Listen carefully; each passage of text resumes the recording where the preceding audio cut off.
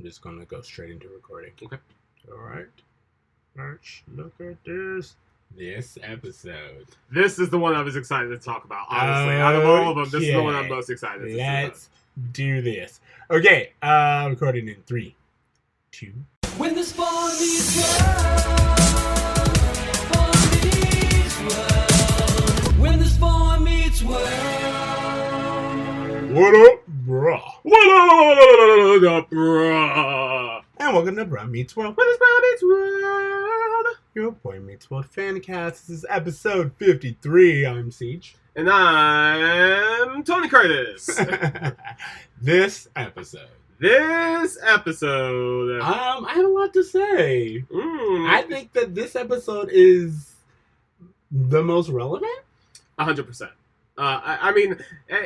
Last episode I was talking about them exploring ethics and like what to do when there's not an easy right or wrong answer, and this episode is just the that to 10. I will say that this episode literally at one point in time took my breath away. I was like, what do you do? What do you do? And it's like, let's just get into it. Yeah. All right, tell me about it. Tell me about it. This is Season 3, Episode 7, Truth and Consequences. And these truths, they come in with some consequences. Ain't they though? Corey and Sean soil Janitor Bud's reputation when they produce a videotaped report on time clock fraud for a media arts class project. But the result is not what they planned. Mr. Feeney must now fire Janitor Bud, a move that makes Corey and Sean unpopular with the rest of the student body. Yeah. Where do you want to start with this? So let's start right at the top. Okay. Let's start with, first of all, a little roll call. Only important because I'm going to bring out Bertha Von Bulow. That is our lunch lady. Yep. And of course, only because they brought her up do I want to recognize her. Also, I believe his name's Nate. There's the kid that everyone keeps mocking, and then he also is running the cards for Tavanga. Oh, yeah. So there's that kid. But then there's Janitor Bud, yep. Who you mentioned a while ago. The moment Janitor Bud came on screen, you were like, he will be important. Yeah. And this is the payoff of the introduction of Janitor Bud. 100%. And when I say payoff, I am like, wow. So you have no recollection of this episode prior to seeing it just now? I did not remember this episode at all. Wow. I didn't remember it in like one bit. I had no idea what we were doing. It was just another episode. I remembered the gist of it, but there were parts of this episode that I was like, wow, bruh moment right here. I mean, absolutely. So, all right, so let's get into it. So what happens in the episode is the boys have a school project for Eli's media class. Yes. And apparently they're going to go on broadcast. I assume there's some kind of situation. There's a public access broadcast that they're going to be able to put on at the end of the week, and Sean and Corey have to find a news story, an exciting, attention-grabbing news story for the broadcast that'll happen. Exactly, and like Topanga even kind of comments on it, and like we're seeing that like what they do originally, which is about Jell-O, is not exciting. I will say that so. What they do is they interview the cafeteria lady, Bertha, I think is her name, but she's Russian, and they say that her signature dish is red square Jell-O. Yeah, I thought that was really funny. Yeah, because as a kid, that went entirely over my head. Of course, yeah, same. And but from there, we see Joey show up, and that was so weird to me because Joey just kind of shows up, and he's hawking tires and tube socks, and it's this weird thing, and I'm like, oh, we're going to have this Joey subplot is where my mind went. But instead, they were like, Corey says, if we follow Joey, we'll find our story. Yeah. And then immediately after this, we get into something that I can't remember now. I think it's been like 2 episodes. But I mentioned that every news cycle is live on television for some reason. And the broadcast that the students are doing is going out live. Eli has not watched any of the segments. Well, technically, Sean and Corey were supposed to have their segment done at the beginning of the week, but because they had to redo it, Eli didn't get the chance to rewatch it, and he decided to air it anyway. And that is, all right, so first of all, immediately, Feeney goes, you are broadcasting, and you haven't seen all of these, And Eli's like, they're good kids. They've given me no problems. And the audience was like, you mean what? What do you mean you have not watched these? He says, these are high school students. Where do you think you are? There's also like a really funny subplot that they're positioned on PBS right after this origami woman Which I do love for some reason. Fold up into like the shape of like a boat, and Sean just keeps having this great comment of "ain't nothing wrong with that." I just thought that was funny. I was like, okay, where are you even going with that? Like, what can you do? You don't even know what to do with a woman who can bend that way. So they have Topanga hosting this news. I do love Topanga being Katie Couric. 100%. And them be like, it's very weird to me while this recording is going on because Alan and Amy are there. There's no reason for them to be there. I'm like, is it Saturday? Is it like, why are you all here? Yeah. This is literally them doing a work assignment. There's no real reason. Also, Corey isn't even the one on camera right now. He is handing in his assignment. Last minute. Were there any other parents there? No, that's my whole thing. Super weird. It's so weird that they were there. But either way, Eli has his connection. He got them on air. He is airing Corey and Sean's report without watching it. All they know is that it's about Janitor Bud. Exactly. And even with that, it could be anything. And maybe that just seems like a safe, like, oh, we're just going to profile the school janitor. Like, it doesn't sound like anything that should be controversial. As a matter of fact, I think Feeney's like, he's not going to do his magic tricks or anything. Yeah, you know, it's like, they assume it's going to be boring. But then we watch the news clip. And I have to say, watching this news clip, I was like, oh my God. Because you are on public access. This is live. This has gone out. And I was like, they legit don't know the consequences of their actions. They film Janitor Bud leaving at 2:30, doing a 2:55. 2:55. They show him on video leaving after checking his punch card to see if there was money behind it. He leaves. They do a close-up of the clock so they know the time. At 5 o'clock, in comes Joey. He takes a $5 bill from behind the clock out, and then he punches out for Bud. Exactly. So, essentially, Janitor Bud is supposed to leave. He gets paid until 5 o'clock. And he leaves every day at 2:55. 35 minutes before the students themselves leave. Yeah. So he was really, really pushing it. And then he has Joey come in and clock him out. And that's why Joey has kind of like, it's also implied that this is why Joey's able to have his tube sock ring, and he just kind of is getting all of this stuff because the school is unsupervised, basically, from 2:55 until 5 o'clock. Yeah, I guess that's true. And yeah, what was your reaction? No, I was just gonna say that, you know, I remember this episode, so I have to say I didn't watch it with fresh eyes. So I'm actually more so interested in seeing what you thought about that and how you felt like what was the good choice to make. Okay, so I was just so amazed that we did this. Like early on, I was like, oh, it's time fraud. And I was like, on camera.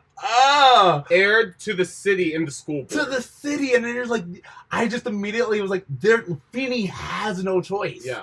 This is like, he has no choice. And it's so weird because the boys are so proud of their project and they're so happy, and you're like, because technically they did the assignment Eli asked them to do. Yes, and it's so funny because what's to me what's amazing about this dilemma is immediately all the adults in the room are like, whoa.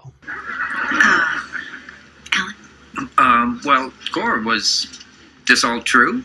Well, you saw it. Not a dramatization. Not a dramatization. Oh, that's very unfortunate. Why is that? Because now I have the unpleasant task of firing Janitor Bud. For them, they're like, we don't understand what the problem is. Like, we just did the assignment and we did a good job with it. So why? And so I understand that. But then, like, when they're like, Janitor Bud's 2 months away from retiring with his pension. I mean, knife twist, like 2 months away. But Janitor Bud's been slacking off at work for forever to go to the racetrack. So is it really Corey's fault? I don't think so. Again, I think, so what's interesting about this is it is a great episode to have, and it's a good dilemma. because it is something that adults would struggle with. Yeah. And asking children to take on the responsibility of adults is what we're heading into, but it's also showing that they are woefully unaware of like how the world works. Yeah. Which again, this show is called Boy Meets World. Sure. So it's him learning all of these lessons, but to do it in such a public space. Yeah. It's like, it's not that he presented this in front of the school or the class. This went on air. Yeah. And so many people saw this that, as Feeney said, it's like Feeney's hands are tied, and you just watch it knowing that even if Feeney wanted to be the most giving person, there is nothing he can do.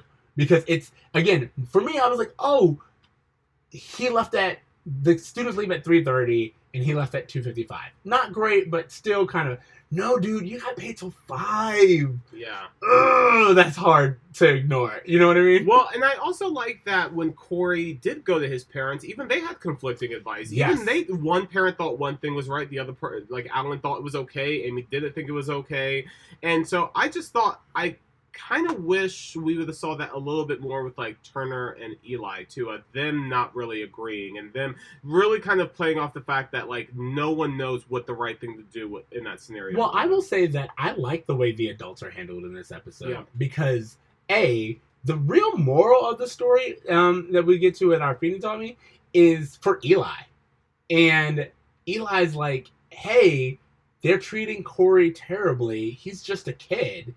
And Turner's like, exactly. Yeah. And whose fault is that? Who put him in that position? Man, Matthews is really taking a beat. Yeah, but he had it coming, don't you think? I mean, the kid's story cost Janitor Bud his job. Yeah, but the whole school's on the little guy's case now. That was the assignment, wasn't it? Right, You told him to go out and get a hot news story, right? Matthews did. It's a news business. Yeah, but this isn't the news business. This is school. These are kids. Exactly. And Eli understands the weight of his job now. Yeah. And it is kind of great because we've seen Eli, again, kind of just take it casually. Even Eli was naive, where he was like, they're students, they're good kids. What could they possibly do that I can't put on air and I have to monitor them? And you're like, it could be anything. Yeah. They're kids. I remember you saying that when Eli first got introduced and he has that like one-on-one with Corey about like what to do about Topanga dating Sean or whatever, you were like, you know, I don't feel like this is really fleshed out. I don't feel like I've seen him, you know, experience or learn that defines his character. And so I feel like this is a great answer to that. Absolutely. Because we really see him not only tackle an issue, but tackle one of the most ethically ambiguous issues we've had on the show so far, where no one knows what the right thing to do is. Absolutely. And I think that it's again, for me, just watching it, I was probably as taken aback as everyone in that room when the report was first laced out. And I'm sure, like, I probably didn't have it ingrained in my mind because my mind didn't understand the politics of work. Yeah. So when I watched this as a kid, it was like, oh, they did a report, the janitor did something wrong, there were consequences to it. From a kid's perspective, it's very, I mean, it's ambiguous, but not so much so because you don't truly understand the weight of responsibility it puts on every other adult who just saw that. Absolutely. And that's the thing. It's just like, again, the idea of consequences. And for me, I think this is like one of those things where it's kind of like white lies. You know what I mean? Where it's like, you want to teach your kids to be honest and you want them to put their best foot forward, you know, but life's not that black and white. Yeah. And there are muddy areas. There are gray areas. As Alan said last episode, it only gets harder from here on out. And there are definitely something where it's like, should Janitor Bud have done what he was doing? No. Should Eli have put that on news without reviewing it? Also no. Well, but it's also that thing, like, even if it didn't air, let's say Eli were to see it, he would then have a responsibility to show Feeney, and Feeney would still have to do the same thing. Absolutely, but here's the thing. It's more contained, is what I'm saying. I think there's something to be said about a truth like this, a very sensitive truth that has so many moving parts and so many ramifications. And again, airing laundry publicly and privately. Yeah. And knowing the difference. Knowing something where it's like, hey, we found this scoop. I think you should watch it. I also think it's just good writing to have the conflict where no one is wrong. Like, when you're really supporting, like, no, this is why this person believes this is why this person believes that, and no one is wrong. It's just conflicting. I think it's just really interesting storytelling, and I think it's one of the most sophisticated episodes we've seen of the show as far as writing goes. Also, it's not even like... What this show does even better is, Janitor Bud is bribing a student to help him. $5, not a lot, Joey. Yeah, but still, I mean, like, he's bribing someone to help him commit time fraud. Yeah. So again, it's not even like he's coming back. I thought, like, later on, he would come back and, like, he's check leaving himself work out. early, committing time fraud, bribing a child so he can leave and go gamble. This man don't deserve shit. I'm sorry. Well, so so let's have this discussion, because I think that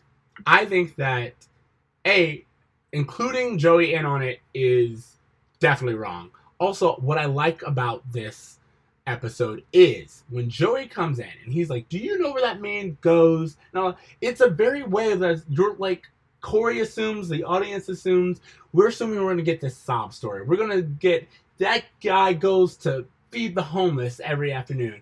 And no, he's going out to gamble. And I like that the writer's like, no, it's not that he's a saint. Saint, or this is some like sob story and he has a wife who needs diabetes medicine and the pharmacy closes early. Like, it's none of those things. This is just a murky situation that an adult made a decision and a kid witnessed. But the kid blew up the adult spot publicly.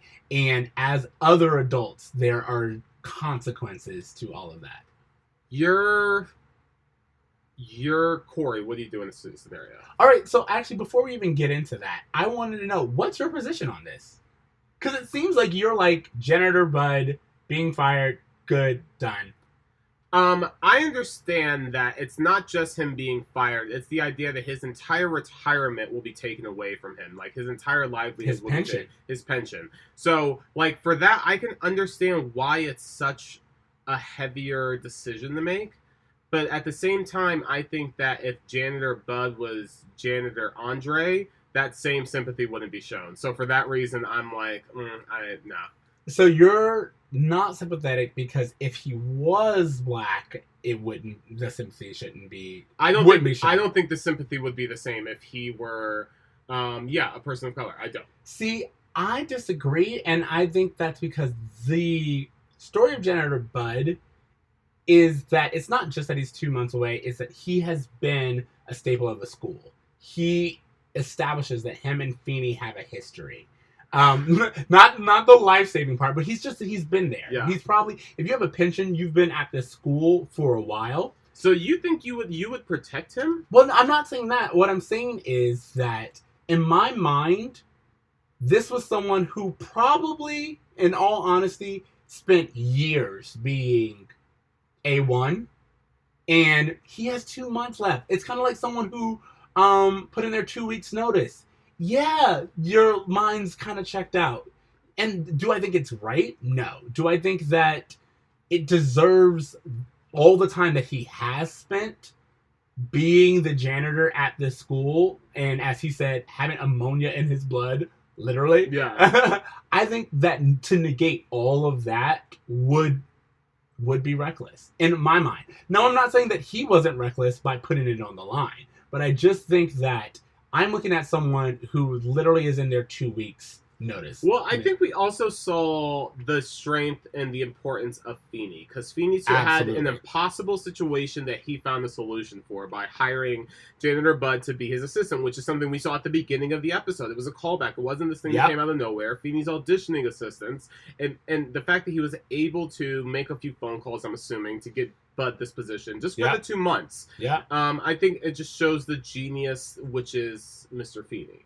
Absolutely. And that was another thing. Like, I do like, there's something about Corey's idea of Feeney you also brought up in here, where Corey's like, he's not going to fire him. Feeney's understanding. Feeney looks at the bigger picture. And then when he sees Feeney fire him, he's like, oh shit, my actions had real consequences. Yeah.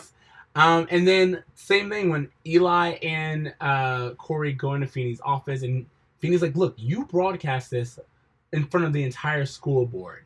I had to fire him as a janitor. Yeah. But I also feel like he does not deserve to lose his entire pension, so I hired him, and he will work those last 2 months in a different position with different responsibilities." And I do think that was the best case scenario. Now, black, white, young, old, whatever, in my opinion, I am someone who, I've had this happen, and I've had friends that have had this happen, where you get fired over kind of like a technicality or a lapse in judgment. Same.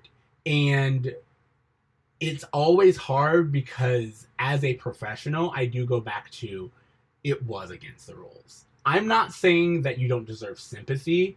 I'm saying you put yourself in a position to where it's hard to fight for you because of that decision. Yeah, you know what I mean? It's like you put yourself and you put everyone else who answers for you in a position. Sure. And if it's their job or your job, in all honesty, it just makes sense that you have to go. You're the one person who can be eliminated from this equation. Yeah. And I've been fired before, and I remember when I did get fired, I was like, no, this was a mistake that someone should be fired for. Yeah. I am in that position. That person is me. Part of my job was being that responsible individual. So it makes sense. It's right there. There's like a direct line. And I've just seen it happen. So I understand. But again, do you deserve sympathy? Yes. And if there is another way of, because as a matter of fact, the company that I got fired for, they just hired me on as a freelancer afterwards. Yeah. Because they were like, we cannot employ you anymore in the position that you are in. However, you took responsibility and you have a history with this company. So we will continue to work with you. Yeah, that's cool. Yeah, I think Feeney made the right compromise. And I'm just glad that it worked out, but I also think the fact that if it didn't get wrapped up in a shiny bow, it would have made for maybe a stronger episode. Possibly. Yeah, I can see that. Just for Corey to kind of just have to sit with it. Like, don't get me wrong, I think this episode's great. I'm just kind of picking it apart right now, but I think it would have been interesting to see it not get so easily worked out, and for there really just to be this ethical ambiguousness that Corey's just left with, where there wasn't the best route to take. Like, there was no good choice. There was no resolve. Yeah, there was no resolve. So I think that would have been interesting to see. I also like that we see Eli, this truth and consequences individual, someone who's always telling the kids to seek the truth, dig deeper. That's kind of like what he comes in and he's like, hey, find the real story here. I love that the show is like, but we also need to show the consequences of the truth. And, you know, it's like it's almost as if Eli himself was experiencing the consequences of his pursuit, like his, preaching of truth. Yeah, absolutely. Yeah. Well, I mean, it's kind of being a parent and all this other stuff, but it's not just about, I say this all the time when it comes to freedom of speech or people who are like, I'm just speaking my mind. It's like, even though you have the right to say whatever you want to say, you also are entitled to those consequences. Yeah. You know what I mean? It's just like, a lot of people only focus on, I can say whatever I want to say. Yeah, but other people have the right to react to whatever was said. And in the real world, that's how these things go. And I really, really love that this episode brought it there. I just kind of wish that they had kind of explored that part. That it's not just the fact that Corey told the truth that's the problem. It's the fact that he told the truth in a way that that truth has consequences. Yeah. Even if they're not for you. Sure. And they kind of allude to that where he's like, do you think you did a good job? Yes. Did you like your piece? Yes. Well then, are you sad that he got hurt? Yes. Okay, that's journalism. And it's like, that's true, but I think what you were trying to say is sometimes telling the truth comes with consequences. Well, I think it's also important, like kind of similar to the last episode we did where, having more information changes your perspective. Like, Absolutely. Once Topanga in the last episode learned about Sean, like what his pig meant to him, she was able to change her perspective of Sean's, motivation and change how she approached the situation. In the same way, it's like Corey got a piece of information that changed his perception of Janitor Bud, but because he didn't have the whole story of how it would affect everyone else, he was left with these consequences of telling the truth, really, So it's so complicated, but so well done, that I just really give this episode, the creators, a lot of props for this episode. Absolutely. I will say, so it's interesting. I wanted to be a journalist when I was in high school. That's what I wanted to do. And one of the reasons why I quit was I realized that journalism was about telling someone else's story, and sometimes against their will. Mm-hmm. And that was, for me, that was a moral line that I wasn't comfortable with. Yeah. I wasn't comfortable being responsible for telling someone else's truth. Sure. And that's essentially what happens here. And I just really liked that they kind of showed that that's even part of journalism. Yeah. And it's a part of life. Without truth will bequeath consequence, always. Absolutely. So I also love, in this part, I think, I forgot who says it, but Corey says something like, there isn't always a right and wrong answer, a clear right and wrong answer. And Corey says, I'm a kid. I want it both ways. Yeah. And Eli's like, guess what? I'm going to give you, so do most adults. Yeah. We all want it to be simple and easy and clear cut, but this is just not the real world. Sure. And I think Corey's frustration with that is super reminiscent of just, I think, the first time I was in a situation of just like, oh, I don't know what the right choice would have been. And just the frustration of, I wish there was just an easy path here. Absolutely. Well, he's also, remember, he's ostracized and all this other stuff by the students. He's getting death threats from the cafeteria woman. Exactly. And it's just that, again, everyone else only sees him. We have an evil Russian in this episode. Just to point that out. Again, timely. Very timely. Right. Also, I just want to say, Turner, cute. I like it. But who was really doing it for me was tall guy with hat. Because when Corey's like, something about bigger and better. I don't remember what it was, but I do remember a really tall, hot guy who I am hoping is a senior, and at least I can comment on this. But yeah, he had my interest. Oh, okay. All right. So also, speaking of holding interest, something we kind of do with this camera before we get to the main story. I was hoping you would bring this up because it's my bruh moment. Yeah. Which is... So do you want to hold it? Yeah, if you can hold it. Yeah, okay. yeah. So just look forward to that. But let's talk about our B plot, which is Eric signing up for this psychological study. I thought this was a big bucket of who cares. Absolutely. Honestly, I don't think it adds to Corey's episode at all. Like, the best B story mimics the themes of the A story. And this one was just or can participate in some way. Yeah. Like, even when a few weeks ago we had Eric and Feeney and culture, something that it didn't mirror the A storyline, but it still added to Eric and Feeney as characters. This added nothing to Eric's character. All it showed was just that he is brain dead when he sleeps. Well, he's brain dead. Also, they were like, you're the most content, what did they say? Content without care individual. And I was like, yeah, middle class white dude. Yeah. Were you surprised? Although I also was like, is it plugged in? Yeah. Because even the rat had like it was just completely different. Whereas Eric, even when he was awake, there was no brain. Eric has a classic example of being sitcom stupid in this episode where they're like, hey, Eric, we want to invite you back for more research.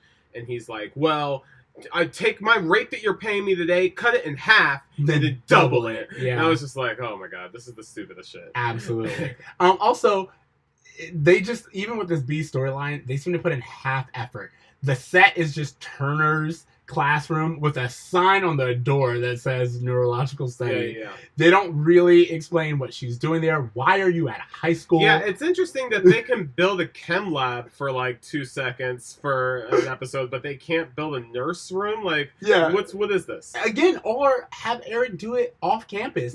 Why are you in the school? And again, Feeney doesn't address it at all. It's so weird. It's super weird. The Eric thing, however, did remind me, before we start to wrap up, I did not like Corey's reasonings for thinking he was right. And for me, Corey, as someone who a few episodes ago was willing to lie about stopping a fire and, just take the glory of that, he is so judgmental of Janitor Bud. Yeah, you're And right. for me, it's kind of like a doubling down on, I was really proud of what I did. I'm not wrong. You're wrong. Yeah. And for me, it's not that Corey's wrong in being like, well, he actually did break these rules. And it's just, he seems to be very unsympathetic. Well, I will say that one of the things that I can still criticize about the show, at least for this season, is that there's so many times where the kids learn an episode learn a lesson more than once. So like it's like 2 episodes ago they learned a lesson, and now they're kind of having to learn a similar lesson this episode. You're right, Corey does have a revelation as far as like what lying is and the duality of it and how hard it is to get wrapped up in the lie, and he shows none of that sympathy to Janitor Bud in this episode. So you're right, it would have been nice for Corey to have a more of a human moment, maybe after it all died down, like instead of having Sean and his parents tell him how conflicting this is, for him to just be like, you know what, separate from how the world is telling me how I should feel, I'm curious about how I actually feel about this, and him having a moment. Well, I think they kind of do that when he's like, do you think what I did was wrong? And Eli's like, I didn't say that. And when he's like, do you think what I did right? I didn't say that either. I like that. I'm just like, Corey, for me, and you guys hear us talk about this all the time, it's just straight white maleness all around. It's like, you were literally, like, you didn't do your homework assignment and you got a second chance. How many second chances are Sean and Corey given Aaron, constantly? Hey, that paper due last year, I want it now. Why? F. Like, exactly. Again, what I'm saying is, if you want to say, hey, you broke rules, like you shouldn't have, it's so how people think, especially nowadays with like, undocumented workers and like all this other stuff. It's just people are like, oh, well, if you didn't want to do the time, you shouldn't do the crime. And it's just like, oh, really? So it's just that blank and that clear cut when you yourself have a history of asking for leniency. I don't know. That was really where it brought me back to. Sure, yeah, I get that. Okay, so let's go to our bruh moment. My bruh moment is the moment that Corey and Sean have to redo their original video assignment. Corey shows up to Sean's, where Sean takes the video camera, he runs over to the window, and Corey's like, what is it? We need to look for a story. Like, what do you got? A woman dressed in a towel, dancing in a towel? And he looks over, and there's a woman dancing in a towel across the street from Sean's apartment, and they're filming it. They're filming it. A stranger. Yeah. In her apartment. Absolutely. In a towel. Again, if we want to talk about consequences, anyone else finds out about that tape, you're going to jail. It's funny how that was just seen as like a haha joke and not the thing they should learn of serious consequence from. Well, actually, so I like what Turner says, because Turner comes in and he's like, first of all, Turner comes in and Sean has been like, you can set a clock to it. Yeah. It would be 5:30 on the dot. She does this every day. The moment Turner walks into the door, he sees both boys at the window with a camera. He's like, oh, must be 5:30. Which tells us that Turner's also aware that she does this. And has done nothing to stop Sean from being at the window at 5:30. Well, what can he do? I mean... No, you can pull the blinds. You can say... She can pull her blinds. Well, first of all, she has the freedom to dance in her apartment. Remember, not knowing that she's being watched. Well, he has the freedom to glance out his window. All I'm saying is that the moment you involve a video camera, it becomes something else. My whole thing is, you know that you are violating someone's privacy. Yeah. You understand that. Because I guarantee you, if she turned around, he would duck immediately. Yeah. You know what I mean? So he knows that he's violating her privacy. And glancing out of your window, forgetting, yada, yada, fine. You invited a friend over to the window to watch this very specific thing. Again, I have a problem with that. I will say that was very reminiscent of the contest episode of Seinfeld, where Jerry and all of them. Yeah, they just stare at the window at this woman, and then Kramer leaves, jacks off, comes back with $20 or Yeah. whatever. I thought that was pretty cool. Well, I like that they gave Turner the sentence of exploiting someone's body is not news. Yeah, I love that. And I like that he was like, he kind of pulls the boys away from the window. He's like, she dropped the towel. I was like, you didn't have to tell them that. Yep. that was all you, sir. And Sean pulls out the camera so quick. But then also, this is very like what I said last week of using like pre-internet porn days of like, I have to record this because there's no internet porn. Yeah. Whereas, like, I'm not saying that no boys would be turned on by it now, but I just feel like it wouldn't be as big of a thing. And then also, we get a lot of references to the modern news cycle, and your bra kind of ties in with my bra, which is where Turner's like, someone's body is not news. Immediately they show the actual news report being like breast implants. Yeah, exactly. And using people's bodies and this is right around when CNN is getting its big rise. Yeah. So it's starting to show the turn of the tide of news channels themselves. And I think that's really interesting because you and I live in the hellish dystopia that is 24-hour news cycle and fake news and all this other stuff. So it's really crazy to see the origins. One thing I wanted to point out was that Corey really latches on to the idea of being a reporter quite easily. Like, I think he really digs it. And this goes to a point, I said it in a different episode, and I don't remember which one it is, so my apologies. But definitely going forward, I want you to see how often Corey gets really into a project that involves him filming something or him using a camera. I felt like there was an episode last season, but I can't remember it, where he got really into it. But there's definitely an episode with Sean's half-brother. There's definitely an episode where, there's like the real world kind of thing they do in college, where Corey has a video project that he's like... We've seen this a few times, once a season. It's almost like this is his version of Eric's Weatherman, is reporting and being a video maker. Which is so crazy to me because, again, spoilers, sorry, but for future seasons, Sean's the one who becomes a photographer. Yeah. And Corey's a teacher, and maybe it's like that whole thing of us losing our childhood interests, but it's something that it just seems they're constantly setting up Corey as being this visual storyteller. Yeah. And they never play it out. And they always show Sean as someone who would be great to be in a position of power or work in politics, or someone who works with a very complicated system, or even like a social worker. But instead, we get him as this vagabond type person, and maybe that's more true to life. I don't know. Yeah, I'm not sure. Okay, do you have a Feeny taught me? Yeah, my Feeny taught me is that there isn't always a right answer. I just thought that was a lesson that is probably the most relatable as an adult that we've come across in a while. It's just that some shit's just messy, and there's not a clear way to go about something. That's my Feeny taught me. Completely agree. My other one would be a Turner taught me, which is, again, it's just more so Turner's idea of these are kids. Yeah. And you put them out in the world without really understanding the responsibility you laid at their feet. And I love that he does it with his friend in such a casual way. There's no lecture to Eli. It's just kind of like he has his friend and his friend's understanding, and he's like, yeah, man.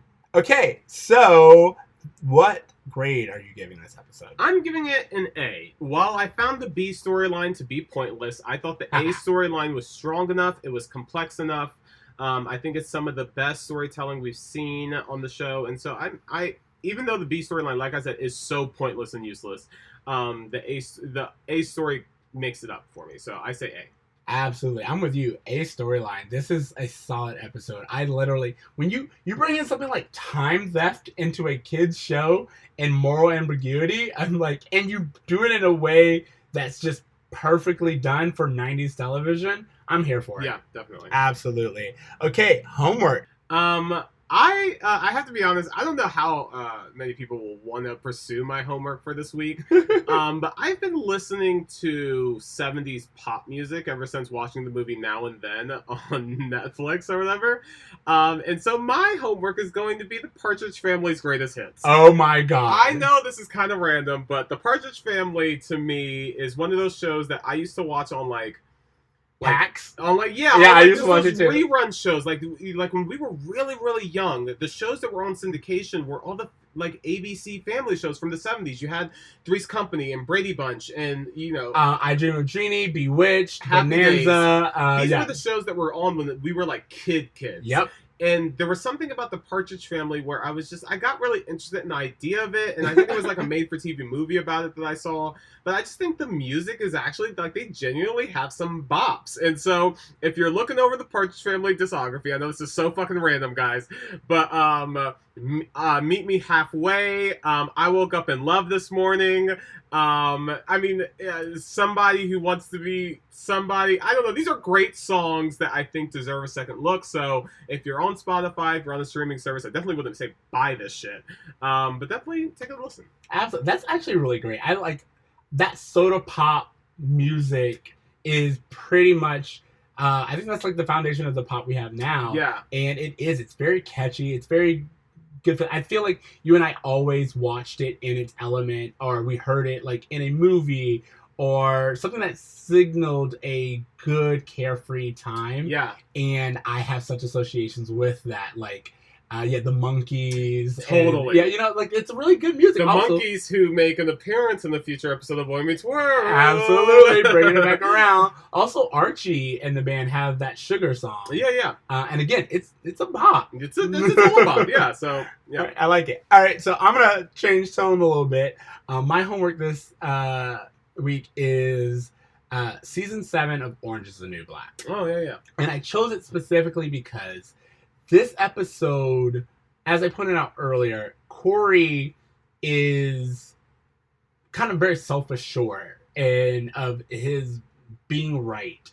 And kind of like the spirit of a lot of people I see nowadays when it comes to undocumented workers or when it comes to marijuana or women or anything. Or anything basically that's kind of touchy. A lot of people are like, well, that's just the law. That's just how we are. And it's just like, that the world is more complicated than this. That there are levels. And this is the final season of Orange Is the New Black. And that made me reflect on just the impact that this show had. Sure, yeah. Like, trans issues were not a really big thing until Orange Is the New Black had Laverne Cox in their first season. It blew up, yeah. And blew up. But honestly, trans issues in general took center stage. It's like we had a face that we could put to the issues. Absolutely. Same thing with, in all honesty, the correlation between our own criminal justice system and the prison pipeline. All of that is very much a result of this show. And even right now, this season, they're dealing with ICE.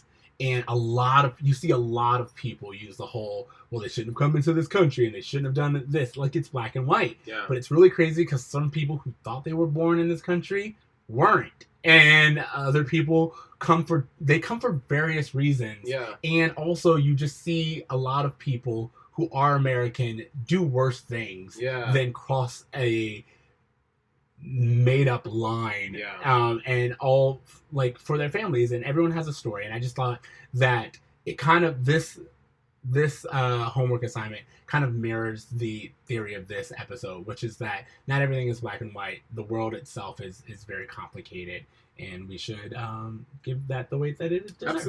Absolutely. All right, so that is my homework. Any other words? Anything else? No, guys, go watch this episode. If you haven't watched this specific episode yet, if you're just listening to us, I would highly recommend going back and watching it. Absolutely agree. So that is our episode. Thank you for listening to Brum Meets World. Remember, you can find us on Spotify, iTunes, all the places that you are listening to us. Just keep doing that and share. Do that too. Give us a rating. You can find us on all the platforms at Brum Meets World. And email us at brummeetsworld@gmail.com. You can find me on Twitter. Again, just talking about how crazy this world is. Yeah, absolutely. Or sharing memes to make the world less crazy. Because I feel like, that's doing a little your bit. part. Yeah, doing my part. That is Extra Ceej. That's XCRACEEJ. Timothy? You can find me at @braver.me, @braver.me on Instagram. And you know what? I think I'm going to be hanging out at the beach. Summer's winding down. Like, I want to get some rays. It is winding down. So, yeah, you'll find me at the beach. Just West Coasting it for life. All right. So remember to dream. Try. And use SPF 30. Oh. Ceej, melanin, bro. Still use it. I have so many friends who are like, you don't need it. It's like, you do. The sun, like melanin, is good for some things, but you still can get sun cancer. Oh, wow. So yeah, see, the more you I know. always thought melanin saved me. It was like my natural... No, I mean, like, it helps. You are less likely, but you still get burned. I get sun poisoning all the time. Really? I've never had a sunburn. Yep, the more you know. Oh, well. Start. All right. Later, bros.